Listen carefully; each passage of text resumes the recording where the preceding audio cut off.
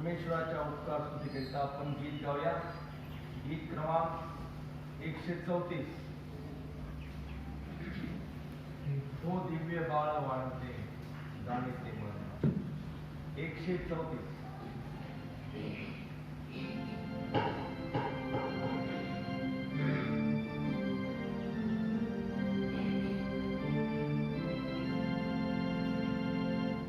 Why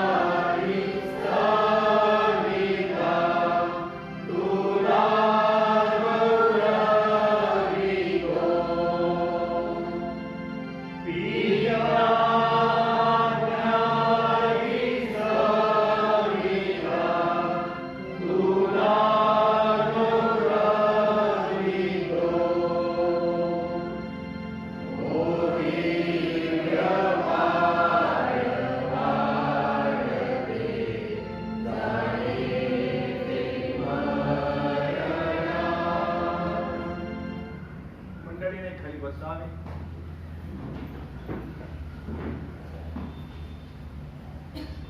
प्रार्थना करूया आपण.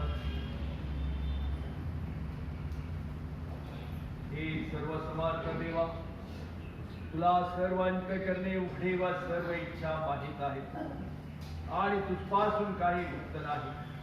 आम्ही पूर्णपणे तुझ्यावर प्रीती करावी व तुझ्या पवित्र नावाचा महिमा यथायोग्य वर्णावा म्हणून तू आपल्या पवित्र आत्म्याच्या प्रेरणेने आमच्या मनातील विचार शुद्ध कर. आमचा प्रभू ख्रिस्त याच्याद्वारे आमेन. आपला प्रभू येशू ख्रिस्त म्हणाला, हे इस्रायला एक, आपला देव परमेश्वर हा अनन्य परमेश्वर आहे आणि तो आपला देव परमेश्वर याचवर संपूर्ण अंतःकरणाने, संपूर्ण जीवाने, संपूर्ण मनाने व संपूर्ण शक्तीने प्रीती कर. हीच पहिली व मोठी आज्ञा आहे. हिच्यासारखी दुसरे एक आहे की तू आपल्या शेजाऱ्यावर स्वतःसारखी प्रीती कर. याहून दुसरी कोणती आज्ञा मोठी नाही. या दोन आज्ञांवर सर्व नियमशास्त्र व संदेश त्यांचे ग्रंथ अवलंबून आहे. हे प्रभू आम्हावर दया कर आणि आता सर्व आज्ञा आमच्या अंतःकरणात दिली असे आम्ही तुला विनवितो. प्रभू तुम्हासह सो. तुमच्या आज्ञासह असतो. आपण प्रार्थना करू.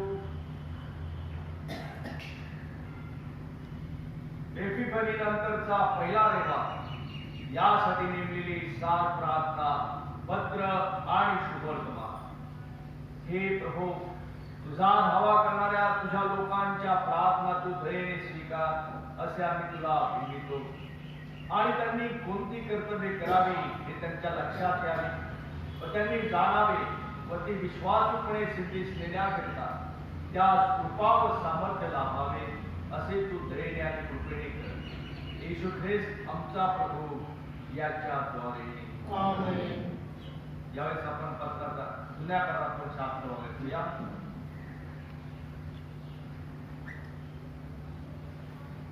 यशया संदेशाचा ग्रंथ 7वा अध्याय 1 ते 9 पर्यंतची वचने आपण यावेळेस ऐकूया.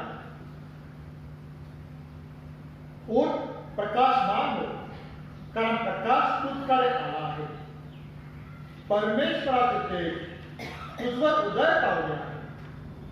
पहा, अंधकार पृथ्वीला दाखवित आहे, निबिड काळ राष्ट्रात दाखवित आहे. पण तुझवर परमेश्वर उदय पावला आहे.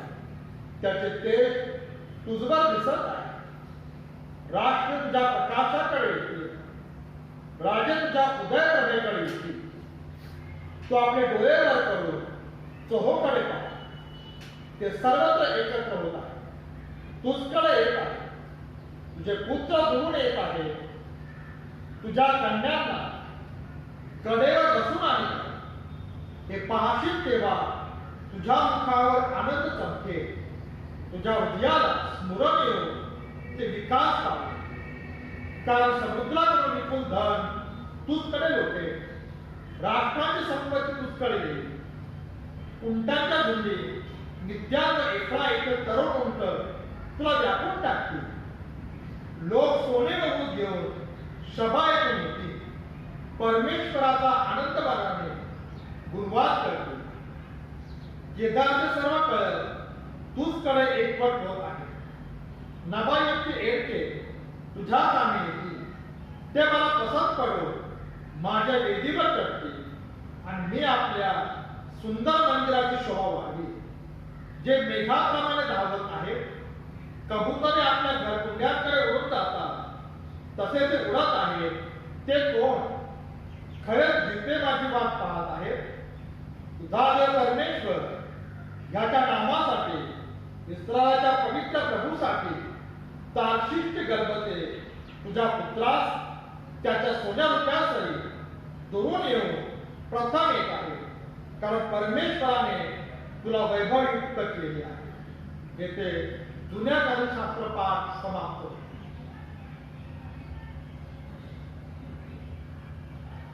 त्यावेळेस आपण सर्वजण उभे राहूया शुभवर्तमान ऐकण्याकरिता. प्रभू तुम्हासह असो. शुभवर्तमान संत मत्ती लिखित शुभवर्तमान याचा 2रा अध्याय आहे. आणि त्याच्या पहिल्या वचनापासून पवित्र शुभवर्तमानास प्रारंभ होतो. ईश्वराला गौरव असो. हेरोद राजाच्या काळात यहुद्यातील बेथलेहेमात येशूच्या जन्मानंतर पहा, पूर्वेकडून मागील लोक यरुशलेमेस येऊन विचारपूस करू लागले की यहुद्यांचा राजा जन्मास आला आहे तो कुठे आहे, कारण आम्ही पूर्व दिशेस त्याचा तारा पाहून त्याला नमन करावयास आलो आहोत. हेरोद राजाने हे ऐकले तेव्हा तो व त्याच्याबरोबर सर्व यरुशलेम घाबरून गेली आणि त्याने प्रजेचे सर्व मुख्य याजक व शास्त्री यांना जमवून विचारले की ख्रिस्ताचा जन्म कुठे व्हावयाचा आहे. ते त्याला म्हणाले, यहुद्यातील बेथलेहेमात, कारण संदेश त्यांच्याद्वारे असे लिहिले आहे की हे यहुद्याच्या प्रांता बेथलेहेमा, तू यहुद्याच्या सर्व सरदारांमध्ये कनिष्ठ आहेस असे मुळीच नाही, कारण माझ्या इस्रायल लोकांचा प्रतिपाळ करील असा सरदार तुझ्यातून निघेल. तेव्हा हेरोदाने मागील लोकांना गुप्तपणे बोलावून त्यांच्यापासून तारा दिसू लागल्याची वेळ नीट विचारून घेतली आणि त्यांना बेथलेहेमास पाठविताना म्हटले, तुम्ही जाऊन त्या बालकाविषयी बारकाईने विचारपूस करा व तुम्हाला शोध लागल्यावर मला कळवा, म्हणजे मीही येऊन त्याला नमन करीन. राजाचे हे सांगणे ऐकून ते निघाले आणि पहा, जो तारा त्यांनी पूर्व दिशेस पाहिला होता तो जेथे तो बाळक होता त्या जागेच्या वर जाऊन थांबेपर्यंत त्यांच्या पुढे चालला. तो तारा पाहून त्यांना अतिशय आनंद झाला. नंतर ते त्या घरात गेले तेव्हा तो बाळक आपली आई मरिया हिच्याजवळ असलेला त्यांनी पाहिला व पाया पडून त्यांनी त्याला नमन केले आणि आपल्या द्रव्यांच्या थैल्या सोडून सोने, ऊद व गंधरस ही दाणे त्याला अर्पिली. मग हेरोदाकडे परत जाऊ नका अशी स्वप्नात सूचना मिळाल्यामुळे ते दुसऱ्या मार्गाने आपल्या देशात निघून गेले. हे ख्रिस्ता सर्व समर्थ एकच देव पिता, आकाश व पृथ्वी आणि सर्व दृश्य व अदृश्य वस्तू यांचा उत्पन्न करणारा, आणि पुत्र जो सर्व युगापूर्वी आपल्या पित्यापासून जनित झाला, देवापासून देव, प्रकाशापासून प्रकाश, खऱ्या देवापासून खरा देव, जो जनित आहे कृत नाही, जो पित्याच्या तत्वाचा आहे, त्याच्याद्वारे एवढे झाले, जो आम्हा मनुष्यासाठी व आमच्या तारणासाठी स्वर्गातून उतरला आणि बदलाच्या ठिकाणी तुम्हाला क्रियापासून येणारी आणि पिलाताच्या अधिकाराखाली आम्हासाठी त्याला पुजले, त्याने उपभोगले व त्याला पुजले, जो शास्त्रलेखाप्रमाणे तिसऱ्या दिवशी पुन्हा उठला आणि स्वर्गात चढला आणि पित्याच्या उजवीकडे बसला आहे आणि जो जिवंतांचा व मेलेल्यांचा न्याय करायला जो आणि पुन्हा येणार आहे, त्याच्या राज्याचा अंत होणार नाही, त्या दिवशी विश्वास देतो. आणि पवित्र आत्मा जो प्रभूवर जिवंत आता पिता पुत्र यापासून निघतो आणि पिता पुत्र यासह त्याची आराधना व गौरव होते, जो भविष्यवाण्यातून बोलत असतो त्याविषयी विश्वास देतो. आणि एक पवित्र कॅथोलिक व प्रेषित विश्वास देतो. पापांच्या क्षमेसाठी बपतिस्मा असे मी करतो आणि मेलेल्यांचे पुनरुत्थान व परलोकीचे जीवन यांची मी प्रतीक्षा करतो. आमेन. मंडळींनी बसाल.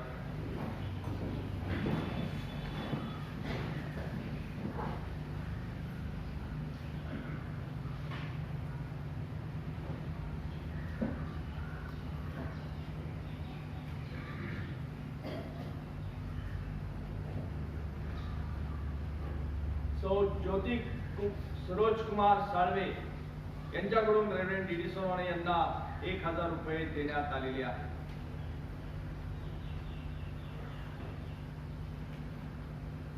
मनापासून ज्योती सरोज कुमार साळवे यांचे आभार मानित आहे. श्रीमती शोभा पवार तर्फे ख्रिस्तवासी सुशीलाबाई बळवंत पवार यांच्या स्मरणार्थ उपकार स्तुतीचे दान देण्यात आलेले आहे. अभिजित दिलीप काकडे यांच्याकडून उपकार स्तुतीचे दान देण्यात आलेले आहे. आज एपिफनी नंतरचा रविवार आहे. येत्या बुधवारपासून सायंकाळी 5 वाजता महिला मंडळाची प्रार्थनेची सभा होईल. पुढील रविवार सकाळी 6:30 वाजता प्रभू बोलण्याचा पहिला विधी होईल. त्यानंतर 8 वाजता दुसरा विधी होईल. आज चर्च सुटल्यानंतर नाताळ निमित्त ऑनलाईन ज्या चित्रकला स्पर्धा घेण्यात आलेल्या होत्या त्याचा निकाल लागलेला आहे आणि ज्यांचा त्यामध्ये विजयी झालेले आहेत अशा विजयी विद्यार्थ्यांना बक्षीस वितरणाचा कार्यक्रम थोडक्यात होणार आहे. चर्च सुटल्यानंतर मंडळीने जागेवरच बसून राहावे.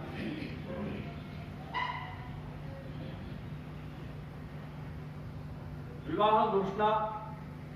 कुमार अभिषेक के मॅकवान, राहणार अरणी, यवतमाळ, हल्ली वस्ती, यवतमाळ. तसेच कुमारी निकिता संजय भोसले, राहणार अहमदनगर, हल्ली वस्ती, अहमदनगर. यांची मी विवाह घोषणा करीतो. या जणांनी पवित्र विवाहाने संयुक्त होऊ नये म्हणून तुम्हापैकी कोणाला काही कारण अथवा योग्य अर्थाला ठाऊक असल्यास तो सांगितला पाहिजे. विचारण्याची ही दुसरी वेळ होय. कुमार अक्षय पॉल पटेकर, राहणार अहमदनगर, हल्ली वस्ती, अहमदनगर.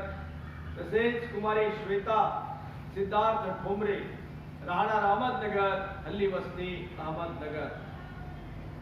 कुमार विजय कमलाकर गायकवाड, राहणार अहमदनगर, हल्ली वस्ती, अहमदनगर. तसेच कुमारी सहारा अजय भोसले, राहणार अहमदनगर, हल्ली वस्ती, अहमदनगर. यांची देखील मी विवाह घोषणा करीतो.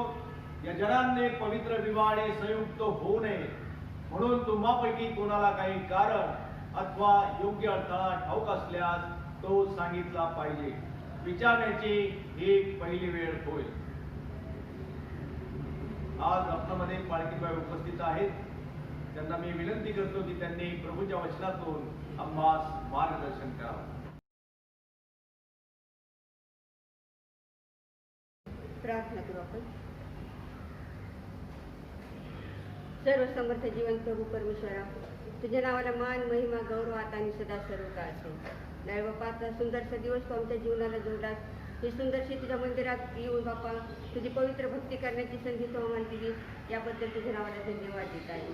यावेळेला पवित्र प्रभू परमेश्वरा, एपिफनी या विषयावर मी बोलत असताना लागणार सहाय्य आणि मार्गदर्शन तुम्हाला कर. येणारं वचन आम्हा सर्वांसाठी आशीर्वादाचं करून बापा या नवीन वर्षामध्ये तू आमचं सहाय्य आणि मार्गदर्शन कर. प्रभू येशूच्या नावाला धन्यवाद देऊया की या लॉकडाऊन नंतरच्या परिस्थितीतही त्याने आम्हाला नाताळ व नवीन वर्षाची भक्ती पवित्र मंदिरात येऊन करण्याची संधी दिली. याबद्दल आपण मनापासून पुन्हा एक वार प्रभू येशूच्या नावाला धन्यवाद देऊया. आणि खरोखर प्रियानो, हे 2021 साल आम्हा सर्वांसाठी निश्चित आशीर्वादाचं होईल, लाभाचं होईल. कारण मागील वर्ष आपण कसं काढलेलं आहे हे आपण सर्वांना माहीत आहे. आणि म्हणून आपण ही अपेक्षा करूया आणि परमेश्वराजवळ प्रार्थना करूया. हे 2021 साल निश्चित आम्हा सर्वांसाठी आशीर्वादाचं होईल आणि विशेष प्रकारे त्याच्या सेवेमध्ये आम्ही सदैव तत्पर राहू असं होईल. असे आपण सर्वजण यावेळेस आपल्या वैयक्तिक प्रार्थनेमध्ये राहूया आणि देवबाप आपल्याला सहाय्य करेल. प्रियांनो, आज एपिफनी नंतरचा रविवार आपण पाळत आहोत. दरवर्षी 6 जानेवारीला एपिफनी हा सण जगभर साजरा केला जातो. आपणास माहित आहे की सर्व धर्मामध्ये जे सण साजरे होतात त्यामध्ये काही सण जे असे आहेत त्यांचे वार फिक्स असतात, म्हणजे ठराविक दिवसाला ते सण असतात. तर काही सण असे असतात की त्यांच्या तारखा बदलत असतात. उदाहरणार्थ आपल्याला माहित आहे की 25 डिसेंबर नाताळ असतो, 1 जानेवारी आपण नवीन वर्ष साजरा करतो. म्हणजे त्यांचे तारखा त्याच असतात पण दिवस वार बदलतात. आणि काही सण जे आपण गुड फ्रायडे म्हणा, ईस्टर म्हणा, राखेचा बुधवार म्हणा, हे जे सण आपले आहेत ते आपण काय करतो, त्याचे वार आपले फिक्स असतात. त्यापैकी हा 6 जानेवारीला पाळला जाणारा एपिफनी सण आहे तो 6 जानेवारीला पाळला जातो. म्हणजे नाताळानंतर 12 दिवसांनी येणारा दिवस पुष्कळ ठिकाणी हा दिवस अतिशय मोठ्या उत्साहाने पाळला जातो. आणि एपिफनी हा विशेष म्हणजे हा ग्रीक शब्द आहे. याचा अर्थ म्हणजे प्रगटीकरण. एपिफनी हा ग्रीक शब्द असून त्याचा अर्थ म्हणजे प्रगटीकरण किंवा जाणीव होणे. हिंदीत त्याला एहसास असं म्हटलेलं आहे. आणि सर्वसाधारण म्हणजे अनुभव घेणे. आपल्या नित्य जीवनात आपण प्रभू येशू ख्रिस्ताचा अनुभव जो घेत असतो तो एक प्रकारे हा एपिफनीचा सण म्हटलं तरी त्याला वावगं ठरणार नाही. आणि पुष्कळ ठिकाणी हा दिवस म्हणजे एपिफनीचा दिवस किंवा 6 जानेवारी हा दिवस प्रभू येशू ख्रिस्ताचा झालेला बाप्तिस्माचा दिवस याची आठवण करतात. तर काही ठिकाणी त्यांनी केलेला पहिला चमत्कार, काना गावी जो त्याने पहिला चमत्कार केला त्या चमत्काराची आठवण म्हणूनही हा दिवस मोठ्या प्रमाणात साजरा केला जातो. पण एपिफनी याचा विशेष जर आपण अर्थ पाहिला किंवा विशेष प्रकारे आपण जर त्यामध्ये लक्ष केंद्रित केलं किंवा जर आपण पवित्र शास्त्राच्या प्रमाणे जर आपण पाहिलं तर एपिफनी याचा अर्थ म्हणजे परराष्ट्रीयांना ख्रिस्ताचे प्रगट होणे होय.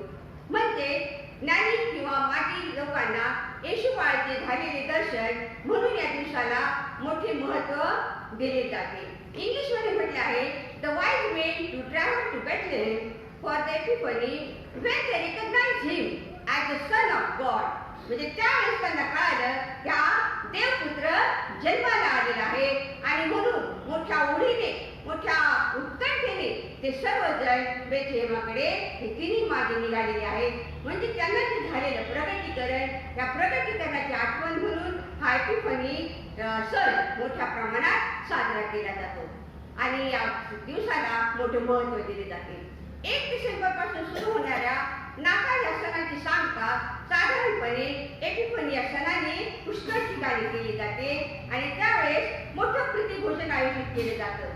पुष्कळ ठिकाणी परवाच आम्हाला कोल्हापूरवरून फोन आला की हॅपी एपिफनी, तुमच्याकडे काय कार्यक्रम आहे? तर आम्ही म्हटलं सध्या आम्ही काही कार्यक्रम वगैरे सगळे बंद आहेत. तर म्हटलं तुमच्याकडे काय आहे? तुम्ही आमच्याकडे खूप मोठ्या प्रमाणात एपिफनी सण साजरा केला जातो. सायंकाळी चर्चमध्ये लोक जमतात, मेणबत्त्या लावून आणि मोठा भक्ती प्रसंग यावेळेस होत असतो. म्हणजे पुष्कळ ठिकाणी हा सण अतिशय उत्साहाने साजरा केला जातो. पुष्कळ ठिकाणी यावेळेस प्रीतिभोजन आयोजित केले जातं आणि याला लॉर्ड फीस्ट म्हणून परदेशात म्हटले जाते. अशी सर्वसाधारण या सणाची पार्श्वभूमी होती. पण खऱ्या अर्थाने या सणाचे महत्त्व किंवा उद्देश बघताना आपण आता 2 शास्त्र पाठ ऐकलेले आहेत. यशाया नामक ग्रंथाचा 60वा अध्याय 1 ते 6 वचन, मत्तेय सुवर्तमान 2रा अध्याय 1 ते 12 वचन. या वचनांवरून जर आपण पाहिलं तर आम्हाला एकच सिद्ध होते ते म्हणजे परमेश्वराने विदेशात म्हणजे परराष्ट्रीयात म्हणजे सर्व जगाला प्रकाश देण्यासाठी आपला एकुलता एक पुत्र येशू ख्रिस्त याला प्रगट केले. म्हणून या सणाला 3 राजांचे पर्व किंवा प्रभू प्रकाश म्हणूनही संबोधले जाते. हे माजी लोक विदेशी लोकांचे प्रतिनिधी म्हणून मानले जातात. असा सर्वसाधारण या एपिफनीचा हा इतिहास आहे. आणि आज आपण या विषयावर मनन करीत असताना आताच आपण मत्तेय सुवर्तमानाचा 2रा अध्याय 1 ते 12 वचन ऐकलेले आहे आणि वचने आपल्या सर्वांच्या तोंडपाठ आहेत. कारण आपण दरवर्षी येशूच्या जन्माची जी नाटिका सादर करतो नाही का, त्यावेळेस हे जवळजवळ सगळं प्रसंग आपल्या सर्वांच्या तोंडपाठ आहे. आणि मग या सर्व प्रसंगामधून आपण जर पाहिलं आपल्या डोळ्यासमोर ह्यावर्षी आपण ते साजरं करू शकले नाही का, पण ज्यावेळेस आपण हा अध्याय वाचतो किंवा ज्यावेळेस आपण ख्रिस्त जन्माचे अध्याय वाचतो त्यावेळेस संपूर्ण सीन आपल्या डोळ्यापुढे उभा येत असतो. आणि आपल्याला माहित आहे की मरिया आणि योसेफ जननयने करता नासरेथहून बेथलेहेम येथे गेले असता तिचे प्रसूतीचे दिवस भरले आणि तिने आपल्या पुत्राला जन्म दिला आणि हा पुत्र म्हणजे प्रभू येशू ख्रिस्त. आणि ही शुभवार्ता आपल्याला माहिती आहे त्या काळात काही प्रसार माध्यमे नव्हती. आज आपल्याला माहिती आहे की अनेक प्रसार माध्यम असल्यामुळे थोडीशी गोष्ट कुठे झाली की सगळीकडे ती काय होते, व्हायरल होते. पण त्या काळात अशी काही परिस्थिती नसताना त्यावेळेस सर्वप्रथम हे संदेश देण्याचं काम केलेलं आहे ते देवदूतांनी काय केलेलं आहे, मेंढपाळाला दर्शन देऊन त्यांना सांगितले आज तुम्हासाठी दाऊदाच्या गावात तारणारा जन्मला आहे, तो ख्रिस्त प्रभू आहे. आणि मेंढपाळाने काय केलेलं आहे, तत्परतेने जाऊन येशू बाळाचं दर्शन घेतलेलं आहे. त्यानंतर दुसरे संदेशवाहक आपण पाहतो की त्यावेळेस काय झालेले, पूर्व दिशेला एक तारा ज्ञानी लोकांनी पाहिलेलं आहे. त्यांना आपण माजी लोक म्हणतो किंवा हे जे शास्त्रज्ञ होते ते अतिशय खगोलशास्त्रामध्ये तज्ञ असे होते. आणि ज्यावेळेस त्यांनी हा तारा पाहिला त्यावेळेस त्यांनी पाहिलं या ताऱ्याचा या चिन्हाचा अर्थ म्हणजे कदाचित कोणीतरी महान राजा जन्मास आलेला आहे. आणि मग त्यांनी कदाचित यांना जुन्या करारातील यशया जखरे यांची भविष्यवाणी त्यांनी ऐकलेली असेल. पहा, कुमारी गर्भवती होऊन तिला पुत्र प्रसवेल आणि त्याचे नाव इमानुएल ठेवतील, म्हणजे आम्हा समित देव. हे त्यांना कदाचित त्यावेळेस ते माहिती असेल की कोणीतरी महान राजा कोणते देवपुत्र जन्मास आलेला आहे. आणि या उत्कंठेने या उत्सुकतेने त्यांनी काय केलेले आहे, या बाळाचा शोध घेत उंटावरून प्रवास करीत करीत ते बेथलेहमकडे निघालेले आहेत. पण यावेळेस त्यांना ते ठिकाण न मिळाल्यामुळे ते कुठे आलेले आहेत, हेरोदाच्या राजमहालात. कदाचित त्यांना वाटलं असेल की हेरोद एक राजा आहे आणि एक अतिशय जगाला अशी आश्चर्यकारक जी घटना घडलेली आहे ते निश्चितच ह्या राजालाही माहीत असणार. म्हणून ते मोठ्या आशेने हेरोद राजाकडे गेले आणि त्याला विचारले की हेरोद राजा तिथे गेल्यावर त्यांनी काय केलेलं आहे. त्यांनी विचारले की हेरोदाच्या महालात आल्यानंतर त्यांनी विचारले की यहूद्यांचा राजा जन्मला तो कोठे आहे. त्यांनी विचारले यहूद्यांचा राजा जन्मला तो कोठे आहे. आणि आपल्याला माहिती हेरोद त्या प्रश्नाचं उत्तर देऊ शकला नाही. तो आश्चर्यचकित झाला आणि मग त्याने आपल्या सरदारांना बोलून विचारले की ख्रिस्ताचा जन्म कोठे व्हावा. पण दोघांचे प्रश्न एकच आहे. प्रियानो, आपण इथे पाहतो की मागे लोकांचा आणि हेरोद राजाचा दोघांचाही प्रश्न एकच आहे की ख्रिस्ताचा जन्म कोठे व्हावा. पण यामध्ये आपल्याला विसंगती दिसून येते. हेरोद राजाचा जो प्रश्न आहे तो कशासाठी आहे की त्याला बाळकाचा शोध घेऊन त्याला नमन करायचं नाही किंवा त्याला त्याचा मान द्यायचा नाही, तर त्याची इच्छा होती की याचा नायनाट करायचा, घात करायचा. कारण त्याला वाटलं की माझा प्रतिस्पर्धी निर्माण होत आहे. तर इथे आपण पाहतो की मागे लोक जे उत्कंठेने आलेले होते, जे उत्सुकतेने आलेले होते, इतका लांबचा प्रवास करून आले होते, त्यांचा हेतू एवढाच होता या राजाला नमन करायचं, बाळाचं दर्शन घ्यायचं, कारण हा कोणीतरी देवपुत्र आहे. इथे दोन प्रकारचे स्वभावाचे भिन्न मत आपल्याला दिसून येतात. आणि म्हणून प्रियानो, हे ज्यावेळेस हे मागे लोक निघाले त्यावेळेस त्यांनी काय केलेले आहे, त्यांनी इतका दूरचा प्रवास करून ज्यावेळेस ते निघाले त्यावेळेस ते प्रथम आपल्या ज्यावेळेस ते हेरोदाच्या महालातून निघाले त्यावेळेस त्यांना पुन्हा तो तारा दिसलेला आपण वचनात वाचलेला आहे. पुन्हा तो तारा त्यांना दिसला. त्या ताऱ्याने त्यांचं मार्गदर्शन केलं आणि देशपाळाच्या ठिकाणी येऊन पोहोचतात. त्याला नमन करून आणि पहिला जो आहे त्याचं नाव आहे मेल्किओर, पर्शियाचा राजा. त्याने सोने अर्पण केलेले आहे, म्हणजे तो एक राजा असल्याचं चिन्ह इथे आपल्याला प्रगट होत आहे. दुसरा जो आहे राजा तो म्हणजे त्याचं नाव कास्पर. हा म्हणतात भारतातून आलेला होता आणि त्याने सुवासिक वनस्पती ज्याला आपण ऊन म्हणतो ती अर्पण केलेली आहे, यासाठी की हा जो माझा अर्पणाचा जो मी जे अर्पण केलेला आहे त्याचा सुगंध परमेश्वरापर्यंत जावा. आणि तिसऱ्याने जो त्याचं नाव बल्तझर, म्हणजे हा किंग ऑफ अरेबिया इथिओपियाचा म्हणतात, त्याने गंधरस अर्पण केलं यासाठी की त्याने येशू जो जन्माला येणार आहे त्यांनी आमचे दुःख दूर करावे. आणि खरोखर प्रिय आम्हाला माहित आहे येशूचा जन्म हा मानवाला मुक्ती देण्याकरता यांच्यासाठी झालेला आहे. त्याचप्रमाणे देवाजवळ किंवा पित्याजवळ किंवा परमेश्वराजवळ मध्यस्थी करण्याकरता मानवासोबत एक घनिष्ठ नाते निर्माण करण्याकरता आपल्या पित्याचा संदेश लोकांपर्यंत पोहोचविण्याकरता आला. येशू ख्रिस्त या जगामध्ये आला हे ह्या मागे लोकांना माहीत आहे आणि आज आम्हालाही तीच माहीत आहे. आणि हे सर्व देवाच्या आणि प्रियानो, हे सर्व देवाच्या कळवळ्याने झाले.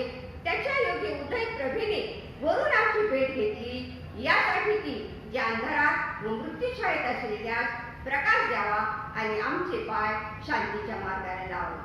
प्रियानो, मागे लोक ज्यावेळेस हेरोद राजाच्या राजवाड्याकडे आले त्यावेळेस तो प्रकाश तिथे निश्चितच नसणार किंवा हा प्रकाश मागे लोकांना निश्चित हेरोद राजाला दिसला नाही. कारण का, हेरोद राजाच्या महालामध्ये पुष्कळ दिवे असतील, पुष्कळ झगमगाट असेल, पण त्याचं मन काय होतं, द्वेषाने भरलेलं होतं. त्याचं मन म्हणजे तो चैनबाजीत रमलेला होता आणि म्हणून त्याच्या महालामध्ये काय होता, सर्व आध्यात्मिक अंधकार होता आणि म्हणून त्याला हा प्रकाश दिसला नाही किंवा हा येशूचा जो जन्म झालेला आहे त्यावेळेस त्याला ते कळाले नाही, कारण तो फक्त त्याच्या आणि त्याच्याच महालापुरता तो तिथेच त्याच्यामध्ये त्याचं सर्वस्व तो आपल्या महालामध्ये समजत होता. बाहेरचे जे जग आहे ते त्याला माहीत नव्हतं. येशू ख्रिस्त कोणीतरी जन्माला येणार आहे हे भाकीत त्यांनी जाणलं नसेल. आणि म्हणून प्रियानो, आपण पाहतो की त्या राजवाड्यामध्ये काय होता? अंधकार होता. आणि म्हणून पुन्हा एकવાર ज्यावेळेस मागे लोक निघाले त्यावेळेस त्यांना त्या ताऱ्याने काय केलेलं आहे? मार्गदर्शन केलेलं आहे. खरोखर प्रियानो, 2021 वर्षापूर्वी प्रकाशलेला तो तारा आज अस्तित्वात असेल किंवा नसेल, नाही का? आज आपण त्या ताऱ्याची आठवण करतो व त्यावेळी जो तारा तो प्रकाशला, तो तारा ज्यावेळी मागे लोकांना दिसला, कदाचित तो आज अस्तित्वात असेल किंवा नसेल, कदाचित त्या रात्री ज्ञानी लोकांसाठी तो मार्गदर्शक ठरला असेल. अर्थात ही सर्व परमेश्वरी योजना होती. त्या शुभवार्तेची अलौकिक सुरुवात होती. त्या रात्री मार्गदर्शनाचे कार्य करून तो तारा लुप्तही पावला असेल, पण आजही त्याचे अस्तित्व आम्हाला जाणवते, नाही का? आजही त्या ताऱ्याचे अस्तित्व आम्हाला जाणवते. आजही आम्ही त्या ताऱ्याच्या आठवण करतो आणि खरोखर तो प्रकाश आम्हाला दिसलेला आहे. या जाणीवेने आम्ही खरोखर या ताऱ्याला अतिशय महत्त्व देतो. आणि म्हणून प्रियानो, 1 डिसेंबर आला की परदेशात नव्हे तर प्रत्येक ठिकाणी काय करतात? पुष्कळ ठिकाणी 1 डिसेंबरला तारा लावला जातो. यासाठी ते ख्रिस्ती घर आहे, ही ख्रिस्ती वस्ती आहे. आणि म्हणून प्रियानो, खरोखर या ताऱ्याला अतिशय महत्त्व दिलेले आहे. पवित्र शास्त्रात सुद्धा जर आपण पाहिलं तर ताऱ्यांबद्दल पुष्कळ माहिती आहे. थोडक्यात म्हणजे ताऱ्याच्या तेजाचे वर्णन गणनेचा 24वा अध्याय 17व्या वचनामध्ये आपल्याला वाचायला मिळेल. यशायाचा 14वा अध्याय 12व्या वचनात आपल्याला वाचायला मिळेल. त्याप्रमाणे प्रकटीकरण 22:16 मध्ये सुद्धा ताऱ्यांबद्दल पुष्कळशी माहिती वाचायला मिळते. आणि विशेष प्रकारे या ताऱ्यांचा उल्लेख जो आहे तो रूपक किंवा उपमा देण्यासाठीही केलेला आपणास वाचावयास मिळतो. आपण जर पाहिलं तर स्तोत्र 147:4 मध्ये म्हटलेले आहे की तो ताऱ्याची गणती करतो व त्या सर्वांना त्यांची त्यांची नावे देतो. हे यावरून स्तोत्रकर्ता आम्हाला हेच दाखवत आहे की परमेश्वराचे थोर महान सामर्थ्य व सर्व ज्ञान हे आपल्याला प्रगट करत आहे. तसेच उच्च पद जे धारण करतात त्यांनाही ताऱ्यांची उपमा देत असत. याकोबाचा तारा गणनेचा 24वा अध्याय 17 मध्ये आपणास वाचवायचे होते. आणि खरोखर प्रियानो, या जगात प्रकाश देण्यासाठी ज्याचा जन्म झाला तो म्हणजे प्रभू श्री ख्रिस्त. तो आमचा काय आहे? प्रभात तारा आहे. आणि म्हणून प्रियानो, सर्व ताऱ्यांचा ज्यावेळेस आम्ही वाचन करतो, ज्यावेळेस सर्व ताऱ्यांमध्ये ज्यावेळेस आम्ही जाणून घेतो, त्यावेळेस खरोखर प्रियानो, सार्वकालिक जीवनाचे रहस्य समजण्यासाठी, अंधारातून आम्हाला उजेडात आणण्यासाठी आताच आपण यशायाचा 60वा अध्याय आणि 1 ते 12 वचने जे आपण ऐकलेली आहेत, अतिशय सुंदर वचने त्यामध्ये दिलेली आहेत. त्यामध्ये काय म्हटले? उठ प्रकाशमान हो, कारण प्रकाश तुझकडे आला आहे. आणि जे आपण आता जे हेरोद राजाचे किंवा मागे लोकांचे जे वर्णन आपण वाचलेलं आहे ते सर्व या भागामध्ये आपणास पाहावयास मिळतं. आणि म्हणूनच आपण ख्रिस्त काय म्हणतो? ख्रिस्त इथे आम्हाला म्हणत आहे की मी जगाचा प्रकाश आहे. आधी तो काय म्हणतो? उठ प्रकाशमान हो, प्रकाश तुझकडे आला आहे. नंतर आम्हाला सांगितले आहे की मी जगाचा प्रकाश आहे. प्रभू श्री ख्रिस्त स्वतः म्हणतो की मी जगाचा प्रकाश आहे. आणि नंतर आम्हाला काय म्हटलेले आहे की तुम्ही जगाचा प्रकाश आहात. या कारणासाठी की त्याचा जो प्रकाश आहे तो आम्हाला इतरांपर्यंत द्यायचा आहे. प्रियानो, ज्याप्रमाणे विदेशात किंवा परराष्ट्रीयात प्रकाश देण्यासाठी आपल्या एकुलत्या एका देवपुत्राला मानवी देहाद्वारे परमेश्वराने प्रगट केले, हा विश्वास आपल्याला माहिती हन्ना संदेशवी व जकर्या यांनी प्रगट केला. आणि तोच विश्वास आज आम्हालाही प्रगट करायचा आहे. ती साक्ष, ती सुवार्ता आम्हाला इतरांना द्यायची आहे. आम्हाला प्रत्येक कृष्णवर्तमान 28:19 वचनामध्ये म्हटलंय की तुम्ही जाऊन सर्व राष्ट्रांना सुवार्तेची घोषणा करा. प्रियानो, खरोखर मी आता काल परवा एक पेपर वाटत होते, त्यामध्ये मला राईशूट जाईल नाही का, ती पाकिस्तानी मुलगी, तिने एक अतिशय सुंदर तिथे एक वाक्य मला फार आवडलं. ती काय म्हणते? देवाला मी 1 किंवा 2 अधिकची उंची मागितली. देवाला मी 1 किंवा 2 अधिकची उंची मागितली, परंतु त्याने मला आभाळापेक्षाही उंच केले. ते मी मोजू शकत नाही. यासाठी की लोकांपर्यंत जबाबदाऱ्या त्याने माझ्यावर टाकलेल्या आहेत. आज ती मुलगी सर्व स्त्रियांसाठी काम करत आहे. म्हणजे ती म्हणते मी थोडीशी उंची मागितली देवाला, पण देवाने मला इतकं मोठं केलं. पण त्याने काय केलं? फक्त मोठं केलं नाही, पण त्याने माझ्यावरती काय टाकलेली जबाबदारी टाकलेली आहे की मी इतरांसाठी कार्य करावं. आणि म्हणून प्रियानो, परमेश्वराने आमचं सुद्धा अवलोकन केलेलं आहे. मरिया काय म्हणते 2 मध्ये की त्याने माझ्या दैनावस्थे अवलोकन करून मला काय केलेलं आहे? धन्य केलेलं आहे, मला उच्च केलेलं आहे. आज परमेश्वराने आमचे प्रत्येकाचे दैनावस्थेचं अवलोकन करून आम्हाला काय केलेलं आहे? उच्च केलेलं आहे. आम्हाला पुत्र आणि कन्या होण्याचा सन्मान केलेला आहे. आणि म्हणून प्रियानो, आम्ही सुद्धा काय केले पाहिजे? त्याचे जे कार्य आम्हाला दिलेले आहे, जे कार्य आम्ही करायला पाहिजे, ते आम्ही ह्या एपिफनी सणाच्या द्वारे किंवा ह्या प्रकाशाद्वारे आम्ही त्यांना प्रगट करणं हे अतिशय गरजेचे आहे. त्याची जी महत्कृती आहे, स्तोत्र 91:2 वचनामध्ये म्हटलं आहे की त्याने केलेल्या कारणाची घोषणा प्रतिदिन करा, त्याची अद्भुत कृत्ये सर्व राष्ट्रात जाहीर करा. तसेच संत पाऊल देखील काय म्हणतो? माझ्यावर जी कृपा झाली ती मी परराष्ट्रीयांना सांगावी, याकरिता की प्रभूच्या ठाई आपल्याला गौरव मिळालेले आहे. तसेच अनुवादाचा 9वा अध्याय 24 वचनाप्रमाणे प्रत्येक विश्वासनाचे दुहेरी काम असते. प्रत्येक विश्वासनाचे काय असते? दुहेरी काम असते. फक्त माझं कारण झालं म्हणून शांत बसायचं नाही, तर आमचं दुहेरी काम काय आहे? की आम्ही प्रत्येक आमच्यापर्यंत विश्वास आलेला आहे, आम्ही ते काय केलं पाहिजे? हाच विश्वास देवाच्या वचनाप्रमाणे इतरांमध्ये प्रगट करणं हे आमचं अतिशय मोठं कार्य आहे. म्हणजे प्रगटीकरण आपण पाहिलेलं आहे. विदेशात जे प्रगटीकरण झालेलं आहे, त्यांना जो प्रकाश दिसलेला आहे, तोच प्रकाश आज आम्हाला इतरांपर्यंत न्यायचा आहे. तेच प्रगटीकरण आम्हाला इतरांपर्यंत सांगायचं आहे. खरोखर प्रियानं, आपण माहिती आहे की 2020 कसे गेले नाही का? अत्यंत इतर आपत्ती बरोबर आपण कोरोनाला तोंड दिलेलं आहे. आणि यामध्ये आपल्याला मंदिरापासून वंचित राहावे लागले. आणि पण खरोखर परमेश्वराच्या नावाला आपण धन्यवाद देऊया की मंदिर उघडी झाली. आणि खरोखर प्रियानो, आम्ही नाताळ नवीन वर्ष अतिशय मोठ्या उत्साहाने साजरा केलेला आहे. पण हे सगळं साजरा करत असताना आपल्याला माहिती की प्रत्येक सणामध्ये काय असतं की बाजारपेठेमध्ये खूप मोठी उलाढाल होती नाही का? पेपरमध्ये वाचतो की दिवाळीला वाचले की करोडोंची उलाढाल झाली. आणि असं वाटतं की अरे बापरे, लॉकडाऊन असतानाही किती उलाढाल झाली नाही का? म्हणजे किती आश्चर्याची गोष्ट आहे. सणावाराला अतिशय मोठी उलाढाल होत असते. पण या वेळेला हे वर्णन करताना एक लेखक काय म्हणतोय की जेवणाची आणि उत्साहाचा किती थाट असला, जेवणावळीचा आणि उत्साहाचा किती थाट असला तरी आत्म्याचे दारिद्र्य इतके वाढले आहे की माणसे सत्य हरपून बसलेली आहे. जेवणावळी आणि उत्साहाचा इतका थाट वाढलेला आहे, इतका खर्च वाढलेला आहे, करोडोंची उलाढाल होत आहे. पण आत्म्याच्या दारिद्र्याचं काय आहे? आत्म्याचे दारिद्र्य खरोखर त्याची उलाढाल झालेली आहे का? आम्ही सण पाळला, मोठ्या उत्साहाने पाळला, मोठ्या आनंदाने पाळला, तर खरोखर आम्ही त्या आत्मीयतेने आज आमच्यामध्ये ती आत्मीयता आहे का?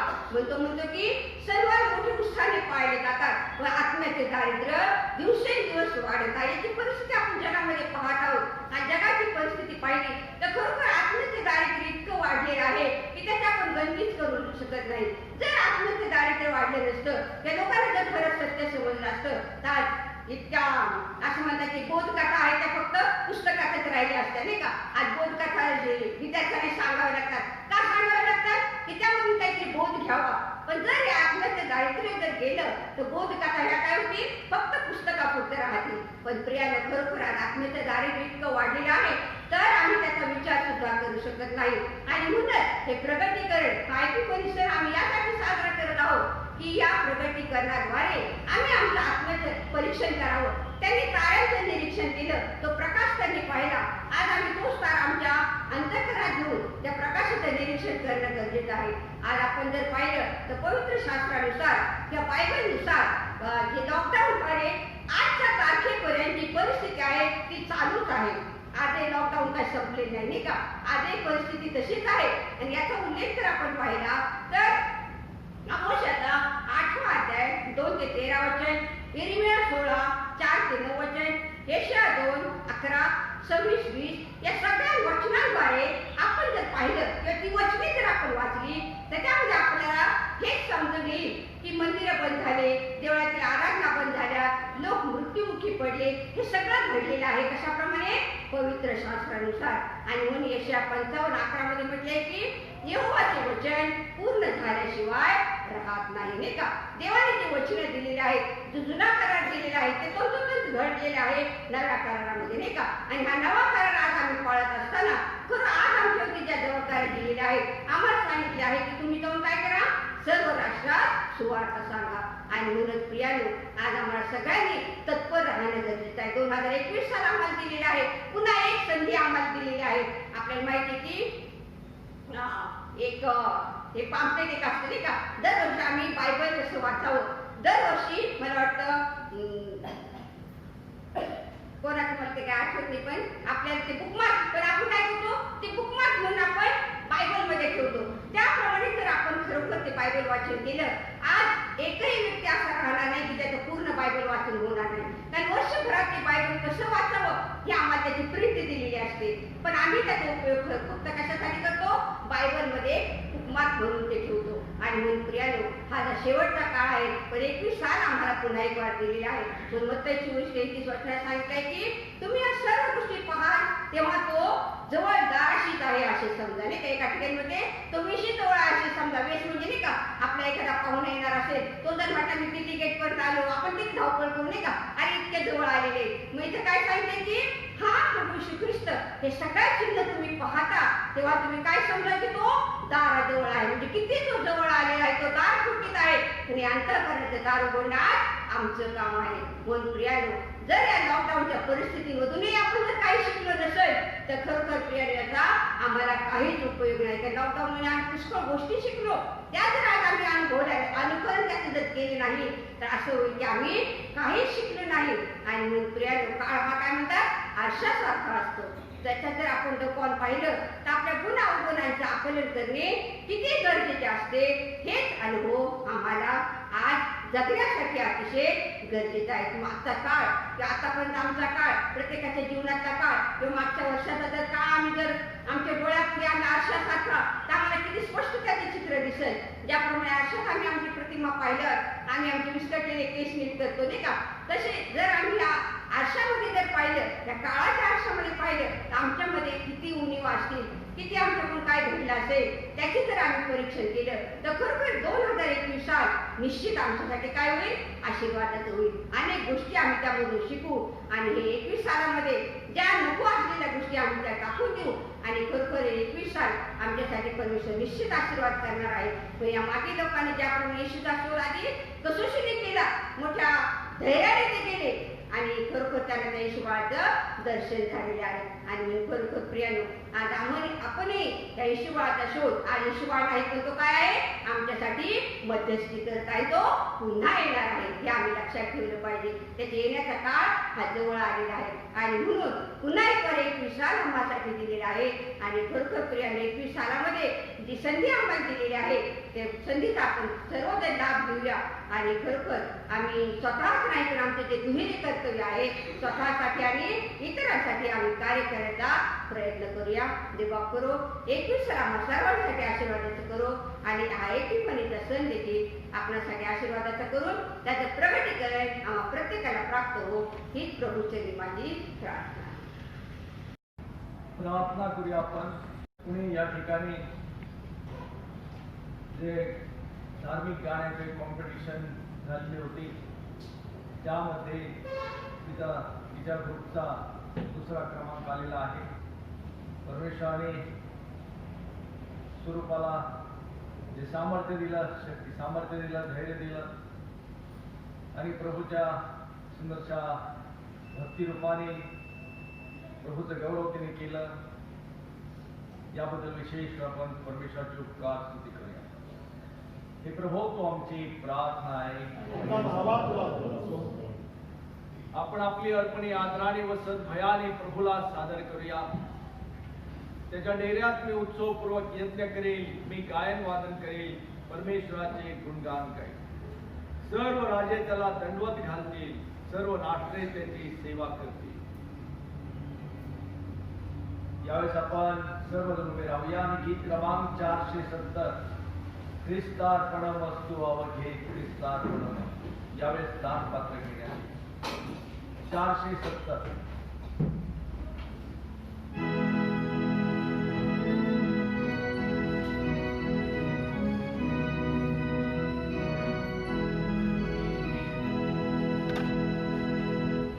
Krista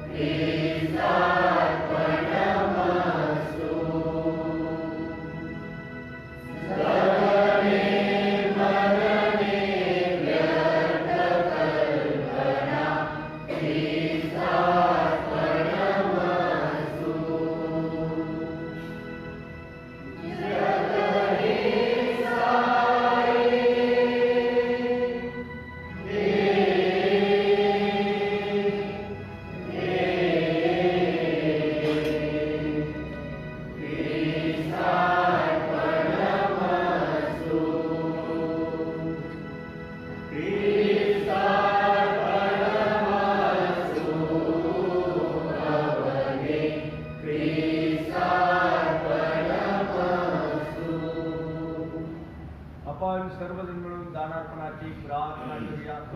हे जगाच्या निर्माणकर्त्या, पवित्र तो तुझे निरंतर आराधना करिता सर्व काही तुझ्यापासून प्राप्त होते.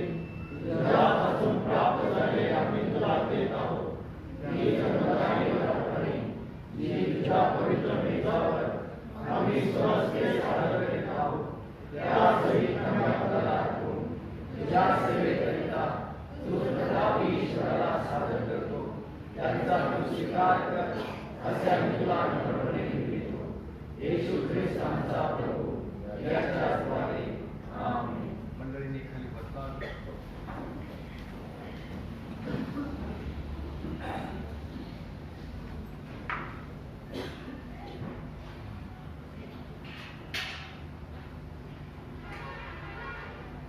प्रभो तुम्हासह असो, तुमच्या आज्ञासह असो, आपली अंतःकरणे उंचावा. आणि प्रभूकडे उंचावितो. आपण आपला प्रभू जो ईश्वर त्याची उपकार स्तुती करू. असे करणे योग्य व उचित आहे. हे खरोखर योग्य, उचित आणि आमचे कर्तव्य कर्म आहे की आम्ही सर्व काल व सर्वत्र तुझी उपकार स्तुती करावी. हे प्रभू पवित्र बाप्पा, सर्व समर्थ व सनातन देवा, म्हणून तो मुख्य दूत आणि स्वर्गातील सर्व समुदाय यास आम्ही तुझे गौरवी नाम स्तवितो व थोर मानितो. आणि आम्ही निरंतर तुझी स्तुती करून म्हणतो की पवित्र पवित्र पवित्र सैन्यांचा देव प्रभू, स्वर्ग आणि पृथ्वी तुझ्या गौरवाने भरलेली आहे. तुला गौरव असो हे परात्पर प्रभू. आमीन. प्रभूच्या नावाने येणारा धन्यवाद आहे. ऊर्ध्वलोकी होसाना. आपण प्रार्थना करू. हे सर्व समर्थ देवा, आमच्या स्वर्गातील बाप्पा, तू खरोखरच पवित्र व धन्यवादित आहेस, कारण तू आपल्या प्रेमपूर्ण दयेने तुझा एकुलता एक पुत्र येशू ख्रिस्त यास आमच्या तारणासाठी मानवी प्रकृती धारण करावयास व क्रुसावरील मरण भोगावयास दिले. त्याने तिथे आपले एकमेव अर्पण एक दास करून अखेर जगाच्या पापासाठी पूर्ण अन्यून व पर्याप्त यज्ञ अर्पण व प्रायश्चित्त केले आणि आपल्या त्या अमूल्य मरणाचा निरंतरचा स्मारक दिली स्थापिला व त्याची पुनरागमन होईपर्यंत आम्ही तो करीत जावा म्हणून आपल्या पवित्र शुभवर्तमानात आम्हास आज्ञा दिली. ज्या रात्री त्याला धरून देण्यात आली त्याच रात्री त्याने भाकर घेतली आणि तुझी उपकार स्तुती करून ती मोडली आणि आपल्या शिष्यास दिली व म्हटले, घ्या, खा, तुम्हाकरिता दिलेले हे माझे शरीर आहे.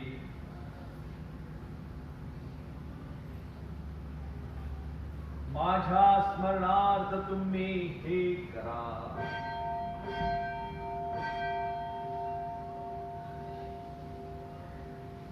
तसेच भोजन झाल्यावर त्याने प्याला घेतला व उपकार स्तुती करून त्यास दिला आणि म्हटले, तुम्ही सर्व यातून प्या, कारण पापांच्या क्षमेसाठी तुम्हाकरिता व बहुतांकरिता दिलेले हे नव्या कराराचे माझे रक्त आहे.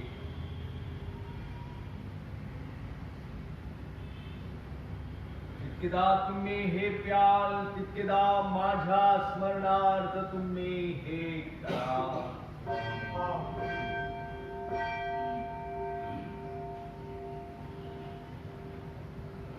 म्हणून हे प्रभू स्वर्गातील बाप्पा, तुझ्या पुत्राचा धन्य दुःख भोग व अमूल्य मृत्यू, त्याचे प्रभावी पुनरुत्थान व गौरवी स्वर्गारोहणाचे स्मरण करून त्या योग्य आम्हाला प्राप्त झालेल्या गणित लाभांबद्दल तुझी मनपूर्वक उपकार स्तुती करून आणि त्याच्या प्रतापी व वैभवी पुनरागमनाची प्रतीक्षा करून आम्ही तुझे नम्रदास प्रतापशाली ईश्वरासमोर तुझ्याच पवित्र देणग्यांनी त्याच्या आज्ञेनुसार या स्मारकविधीचे आयोजन व अनुष्ठान करीतो. आम्ही मनपूर्वक विनवितो की तू आपल्या पितृत्व चलतेस अनुसरून आमचा हा स्तवनाचा व उपकार स्तुतीचा यज्ञ मध्ये दयेने स्वीकारून घे आणि असे कर की तुझा पुत्र येशू ख्रिस्त त्याचे पुण्य व मरण या करून व त्याच्या रक्तावरील विश्वासा करून आम्हास व तुझ्या संपूर्ण एकलेसेस पापांची क्षमा व त्याच्या दुःखभोगाचे इतर सर्व लाभ प्राप्त व्हावे. हे अत्यंत दयावंत बापा, आम्ही तुला नम्रतेने विनवितो की तू आपला पवित्र व जिवंतदायी आत्मा आम्हावर आणि या तुझ्या देणग्यांवर पाठील. अशासाठी जी भाकर आम्ही मोडितो ते ख्रिस्ताच्या शरीराची सहभागिता व्हावी आणि जो प्याला आम्ही आशीर्वादित करतो तो त्याच्या रक्ताची सहभागिता व्हावा. आणि असे कर की जे आम्ही ही पवित्र सहभागिता घेणार आहोत ते आम्ही सर्वांनी तुझ्या अनुग्रहाने व स्वर्गीय आशीर्वादाने परिपूर्ण व्हावे. आणि तुझा पुत्र आमचा तारणारा येशू ख्रिस्त यामध्ये एक शरीर केले जावे. आमेन. हे प्रभू, आम्ही आपणास आपल्या जीवात्म्यास व आपल्या शरीरास पवित्र जिवंत यथार्थाचा यज्ञ तुला समर्पित करतो. आम्ही आपल्या पवित्र पापांमुळे तुला काही व्यवहारात सोडून देणार नाही. आम्ही तुला विनवतो की आमच्या योग्याकडे व आमच्या अपराधांची क्षमा कर आणि ते खास कर्तव्य कर्म सेवा स्वीकारून आमचा प्रभू येशू ख्रिस्त याच्याद्वारे त्याकडून त्यासहित व त्यामध्ये पवित्र आत्म्याच्या ऐक्यात हे सर्व समर्थ बाप्पा तुला सन्मान करो निरंतर असो. आमेन. आपल्या तारणाऱ्या ख्रिस्ताने आज्ञा केल्याप्रमाणे व शिकविल्याप्रमाणे आपण धैर्याने म्हणू. हे आमच्या स्वर्गातील बाप्पा, तुझे नाम पवित्र मानले जाओ. तुझे राज्य ये. जसे स्वर्गात तसे पृथ्वीवर ये. तुझ्या इच्छेप्रमाणे हो. आमची रोजची भाकर आज आम्हास दे आणि जशा आमच्या गुन्ह्यांची क्षमा करू तशीच आमच्या अपराधांची क्षमा आणि आम्हास परीक्षेत आणू तर आम्हास वाईटापासून करू. कारण की राज्य सामर्थ्य आणि ही सर्व काळ तुझ्याच आहे. प्रभूची शांती तुम्हासह सर्व काळ असो. आपण सर्वजण थोडा शांत राहूयात आणि प्रभूच्या पवित्र मेजाजवळ येण्याकरिता स्वतःच्या मनाची तयारी करू.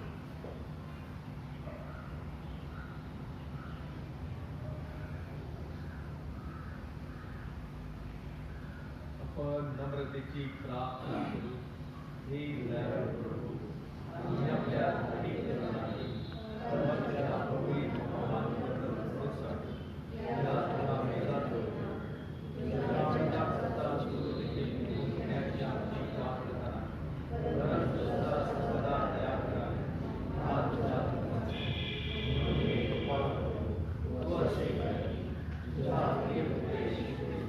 याचे मांस असते आणि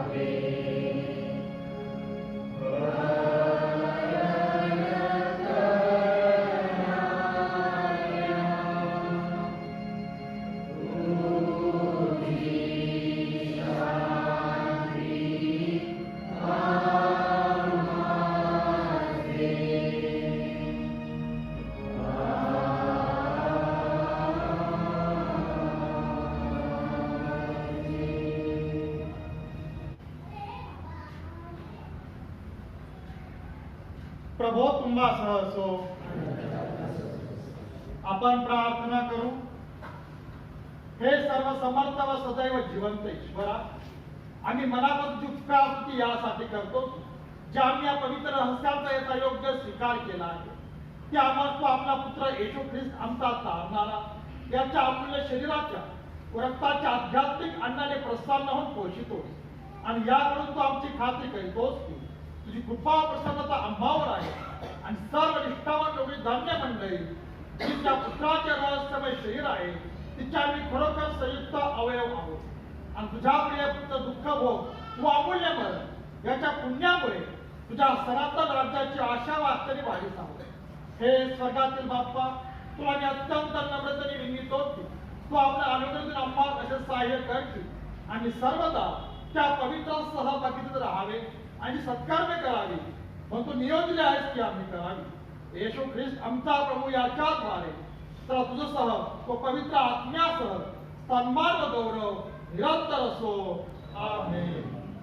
सर्व बुद्धी सामर्थ्याच्या पलीकडे असलेली देवाने दिलेली शांती तुमच्या अंतःकरणे व मने देवाच्या आणि त्याचा पुत्र येशू ख्रिस्त आमचा प्रभू याच्या ज्ञानात व प्रीतीत राखो आणि सर्व समर्थ देव पिता पुत्र आणि पवित्र आत्मा याचा आशीर्वाद आता आणि सदा सर्वदा तुम्हा सह राहो.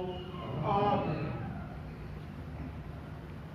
यावेळेस आपण सर्व उभे राहूया आणि गीत क्रमांक 110 रूप पौरस्य गुरुनी.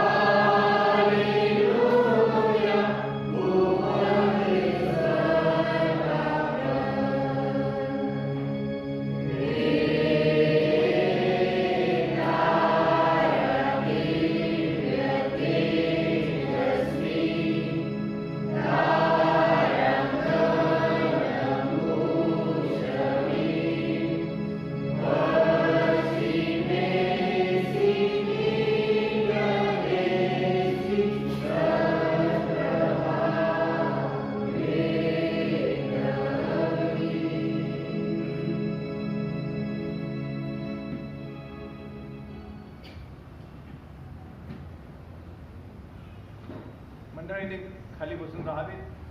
एक 10 मिनिटात आपण आपला कार्यक्रम उरकणार आहोत.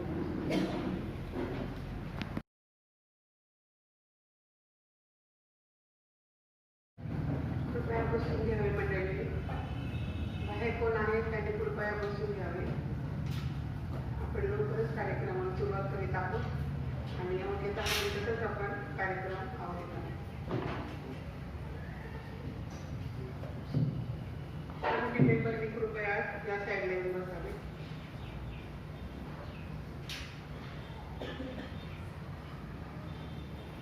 प्रथम सर्वांना मी नवीन वर्षाच्या शुभेच्छा देते आणि परमेश्वराने या भया दिवसात आपल्याला सदैव दाखवला म्हणून परमेश्वराचा आपण धन्यवाद करूया. क्रिसमस कार्यक्रम आपल्याला पुष्कळ घ्यायचे होते परंतु काही घेता आले नाही. काही आदेश होते की तुम्ही ऑनलाईनच कार्यक्रम घ्यावा. ऑनलाईन पण आपण कार्यक्रम कमिटीने ठरवले होते परंतु वेळेअभावी आपल्याला तेही काही जमलेले नाही. चित्रकला स्पर्धेमध्ये मात्र 6 विद्यार्थ्यांनी भाग घेतलेला आहे आणि ते 6 विद्यार्थी वयोगट 1ली ते 3री, 4थी ते 8वी, 10वी ते 12वी आणि ओपन गट असा होता. परंतु यामध्ये फक्त 6 अर्ज आले आहेत. त्या 6 अर्जातच आपण पारितोषिक आणि प्रथम क्रमांक, द्वितीय क्रमांक असे दिलेले आहेत. तर मग मी आता सुरुवात करते. वयोगट अ, वय 5 ते 6 वर्ष, 1ली ते 3रीच्या वर्गातील मुली.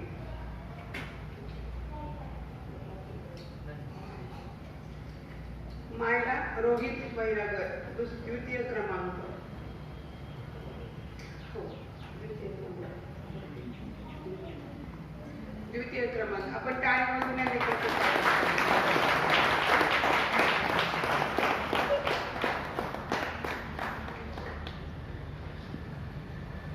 धन्यवाद. प्रथम क्रमांक अर्णव राजीव पटेकर आहे का?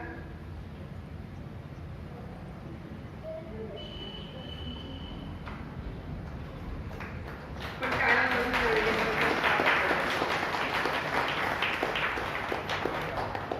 याचा प्रथम क्रमांक आलेला आहे आणि त्यांनी अतिशय वयाच्या मानाने सुंदर ड्रॉइंग काढलेला आहे.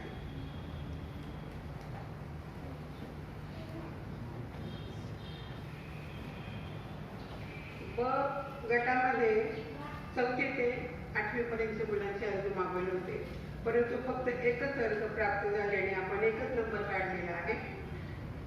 स्नेहा सुजय ओरडे आहे का? स्नेहासाठी आपण जोरदार काढला.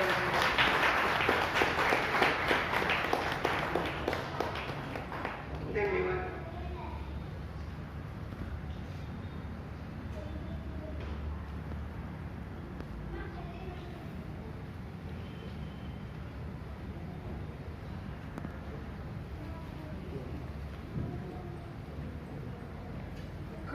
गट वयोगट होता 12 ते 18 वर्षापर्यंत, 10वी ते 12वीचे विद्यार्थी. यामध्ये सुद्धा एकच अर्ज प्राप्त झाला आपल्याला, त्यामुळे एकच नंबर काढलेला आहे. जेसीना अविनाश डोंगरे. हीच प्रथम, द्वितीय, तृतीय सर्व काही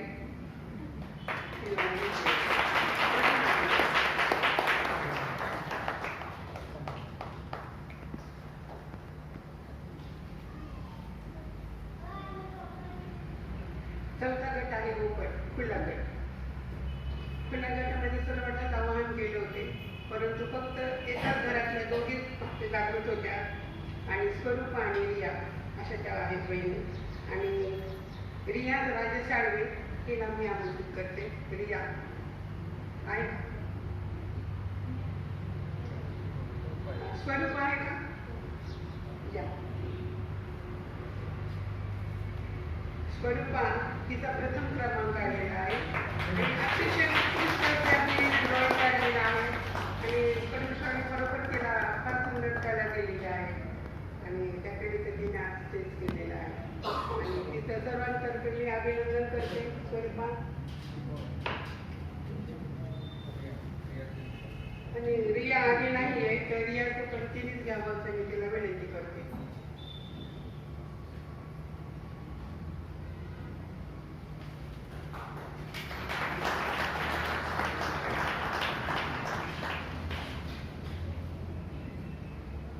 माझ्या प्रिय सर्वांना, हा कार्यक्रम जो करायचा होता कमिटीनं खूप काही प्रयत्न केलेला आहे, विशेषतः कष्ट घेतलेले आहेत, परंतु कोविडमुळे आपल्याला काही अडचणी आल्या, काही नियम आपल्याला पाळावे लागले. त्यामुळे पालसाहेबांना पण खूप अडचणी आल्या. त्यामुळे यावर्षी आपण अगदी साधेपणाने पण परंतु खूप सुंदर आपला नाताळ सण साजरा झालेला आहे आणि नवीन वर्षाची सुद्धा सुरुवात खूप छान झालेली आहे. आणि परमेश्वर कृपेने आपण सुखी आहोत. त्या मरीपासून आपण परमेश्वराने आपल्याला राखलेलं आहे, आपल्या भोवतीचं कवच आहे, हे फार महत्त्वाचं आहे. आणि इथून पुढे परमेश्वराने आपल्याला या गोष्टी सर्व गोष्टीपासून सांभाळून आपण प्रार्थनेत आणून, विशेषतः बाळासाहेबांनी सुद्धा यासाठी खूप प्रयत्न केलेला आहे. कलेक्टर साहेबांना भेटणे, पोलीस इन्स्पेक्टरना भेटणे, परंतु नियमाच्या पुढे आपल्याला काहीही करता येत नाही. आपले सचिव पगारे आणि कमिटी मेंबर सुद्धा साहेबांना भेटले, कलेक्टर साहेबांना, परंतु त्यांनी आपल्याला काहीही यामध्ये सहकार्य केलेले नाही आहे. त्यांचंही बरोबर आहे, नियमाच्या पुढे कोणालाही जाता येत नाही. असं परमेश्वराच्या इच्छेने तेव्हा काही घडत असतं. तुम्ही थांबला म्हणून तुम्हाला तुमच्यासाठी आपण स्वतःच टाळ्या वाजवूया. आणि साहेबांसाठी पटपट जोरदार टाळ्या वाजवू, कारण त्यांनी सुद्धा फार प्रयत्न केले. दोन्ही बाळासाहेब आणि कमिटीसाठी सुद्धा वाजवू, कमिटी जास्त तुम्हाला माहिती आहे, विशेषतः पगारे आणि सर्व साळवे, केडिंग वगैरे, किरण वगैरे सतत कलेक्टरकडे जात होते, विचारत होते, साहेब आम्ही गवाही करतो, इथं ठेवतो पाहायला. नाही म्हणे कोणी काही गवाही ठेवू नका किंवा काही ठेवू नका, जे काय करायचं ते तुम्ही ऑनलाईनच करा. तेव्हा बाकीचं आपण सगळं रद्द केलं आणि फक्त हाच कार्यक्रम केला. या कार्यक्रमात सुद्धा आपण परमेश्वराला स्तुती करते, धन्यवाद देते, म्हणून परमेश्वराला सुद्धा धन्यवाद. कार्यक्रम संपला असं मी